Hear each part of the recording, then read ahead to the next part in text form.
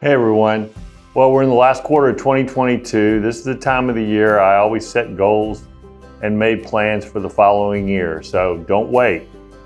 As I mentioned on the last video, be patient and don't give up.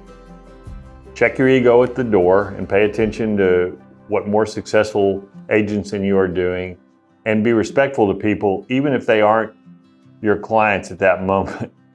But let's say you don't have that in you to be patient. You think you know more than people who are where you want to be, and try as you may, you just can't be nice to people you don't think can help you. If you've only focused on this one thing, you can definitely still be successful in this business. The key to our business is and will always remain relationships, relationships, relationships. None of us built a better iPhone, and none of us came up with a cure for cancer. The best chance that any agent has to do business with a client is, number one, the client knows you, and number two, the client likes you.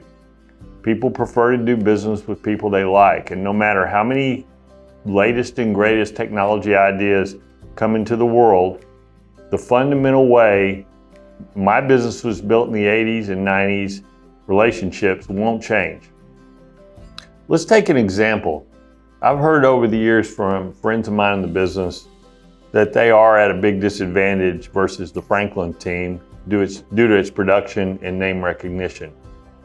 Not the attitude I'd recommend, but let's take a scenario where a potential seller is interviewing the Franklin team and another realtor who isn't as known and doesn't do nearly as much business. If the seller doesn't personally know either of us, yes, the Franklin team more often than not will win that listing. Not every time, but a majority for sure. But let's switch it up. The other agent has previously established a relationship with this person. The agent sponsors her kid's baseball team and the seller's kid is on that team. Or you're friends from church or the gym or neighborhood parties, or you kept in touch from the job you used to work with before you entered real estate. 19 out of 20 times, that agent, not the Franklin team, will win that listing. Why? Because nothing beats relationships. Every once in a while, there will be that guy who will disappoint you, but for the most part, the relationship will outdo everything else. I have some great friends, Dean and Brandy Melton, whom many of you know, fellow 80s survivors, fellow members of the 3 decades at RE/MAX Club.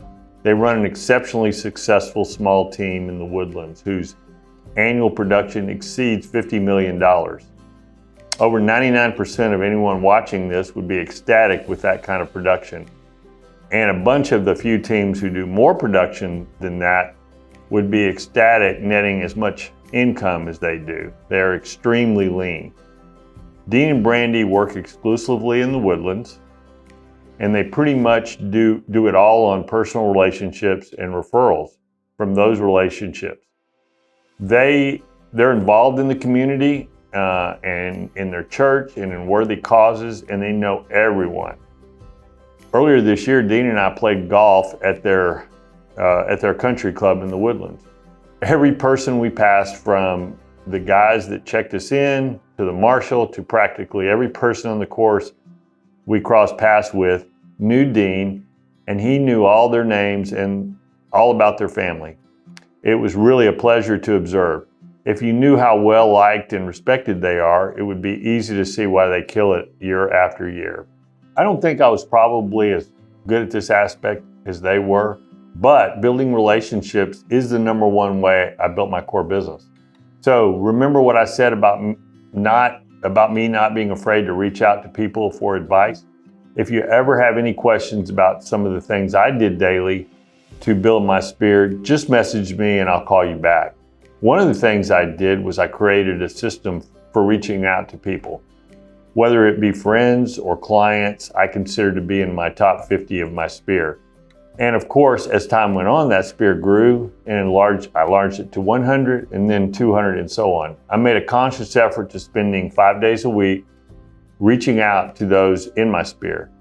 I've been open about my weaknesses, so I can say a strength I did have was one-on-one in personal meetings. Lunch, dinner, drinks. Great opportunity to get to know someone better and them get to know you. I never cold called a stranger, but I made an attempt to meet someone every day I didn't already know. That's a great opportunity to build your sphere. Again, don't hesitate to message me. I'm happy to share. I'll say one more thing about building relationships and then I'll move on and finish up. No way of building business gives you a higher profit margin. Now, let me assure you, I'm all in favor of diversifying efforts to find different ways to get business. It's the best way to grow. I have a great deal of respect for all kinds of models like purchasing leads and open houses. The Franklin team does both of these things, as well as spends a great deal of time and money on builder-partner relationships and programs. We will continue to do these things and other things as well. But let's consider two potential transactions and see what scenario is better of the two. Number one, you get a referral from a relocation company where you pay a 42% referral fee or whatever ridiculous fee they charge these days. And then you get to jump through paperwork hoops so your relocation contact can justify their job. That's great. We're happy to have the business. But scenario two, your buddy comes up to you at your kid's Little League baseball game and tells you they're ready to upgrade. And when can you come over to list their home? Which is the way is more profitable? The relationship way, right? And your sphere grows exponentially as you meet more people each year, and those people know people, and so on and so on. It starts to grow a lot like the national debt. That's good. And think about this. You can do it living your life, making friends, not missing kids' activities, being involved in your community, playing golf, and going to Astro games. A relatively stress-free, enjoyable way to build your business and create success for yourself in real estate. One last thing on relationships, retention. It's understandable why this is a balancing act, but many agents are awful at maintaining relationship with their clients after the transaction's over. Let's face it, there are certainly agents out there that don't care about their clients after the commission checks clears. But I think typically it's more of a question of the agent simply having difficulty juggling balls.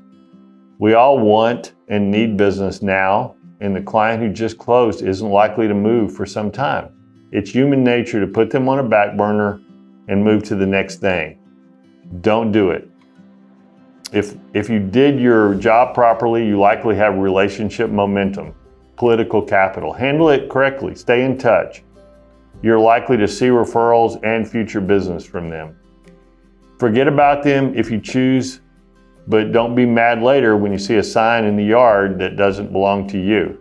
My dentist, Laura Schott, has a sign in her office that says, "Ignore your teeth and they will go away." The exact same thing can be said about relationships. So that's it today. I was planning this video to talk more about the rest of my second 10 years, but you know how old people's brains go off the road sometimes. I'll finish up the next 10 years the next time. Have a great fourth quarter. Talk to you soon.